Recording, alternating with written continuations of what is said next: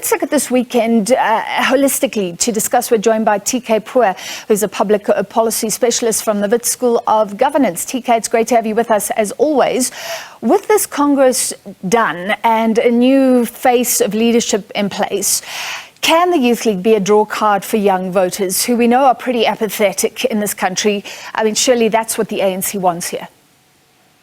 Evening, and thanks for having me. Look, I think one has to look at it like this. The apathy which you speak about from young people, reflected in them not turning up to vote, is something I don't think the Youth League or even the ANC can turn around. This is because, sometimes to conflate youth, it's almost like we like parking youth issues at the Youth League. And I think that's been a failure for the last 30 decades. The crisis many young people are living through, especially those in rural and township areas, is the issues of unemployment and the like. And I don't see this Youth League being able to really address that in the short term leading up to 2024. Yeah. It's because the ANC, organ by itself for the last 3 decades, has failed to be able to actually address this issue. So while the revival, if that's what some want to call it, or the Youth League will be a bow in the arrow for the ANC, that they can now have, foot soldiers to go around, I don't really think it changes the dynamic of where young people are in South Africa. All right, if there's no major shift, I mean, this weekend there have been lots of contrasts with the Youth League under Julius Malema, under the early leaders that really influenced ANC politics and the course of history. Under Colin Malachi, how influential do you think the League can be on any issue? I think that's probably one of the main problems, that they like contrasting a Youth League versus Mr. Julius Malema and his time. And I think while it was a vibrant ANC Youth League, I don't think one might argue that, look, it gave us the President Jacob Zuma, so maybe that was the change that they brought. But the bigger historical mission of the ANC Youth League, you have to go back to people like Anton Mbete and Ebi Mda. And what you really see from that generation is something that you've actually missed subsequent. Namely, these were individuals that had individual agency. These were professionals in their own right. Therefore, they did not need the patronage of all the citizens or a party to actually make them what I term, turn out stars in society. The problem we found subsequent to that generation of Anton Mbete is that many ANC Youth League individuals, because I always shy away from just calling people leaders because we don't really know what they lead.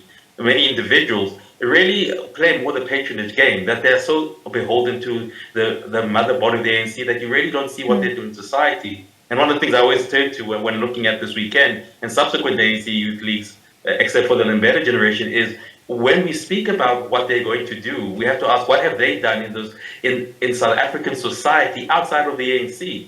Because that's always, for me, been the big differentiator. That Anton Mbete and his generation came with something, having shown communities and society that they've got something to bring. The subsequent ones have not done that. That's such an amazing contrast.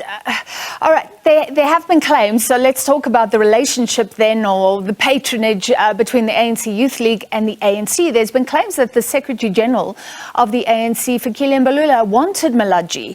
He denies that. He says he has no preference. But it sounds like there will be a good relationship between the Youth League and the mother body, at least for now, going into an election year.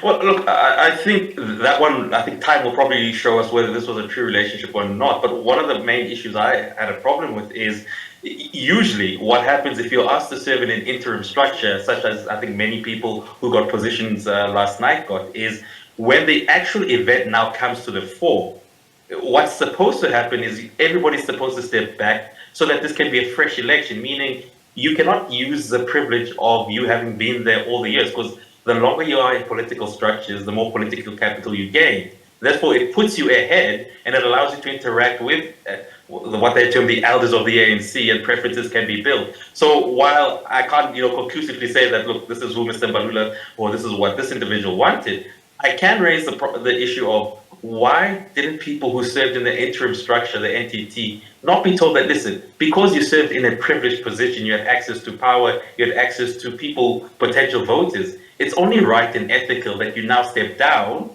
so that you can allow this to be a free and fair election without your privilege and your political capital coming to the fore. And I think that's the part that they missed. All right, Fikile Mbalula said that the Youth League should play a leading role. He pointed to some issues. The fight, for example, for the rights of students.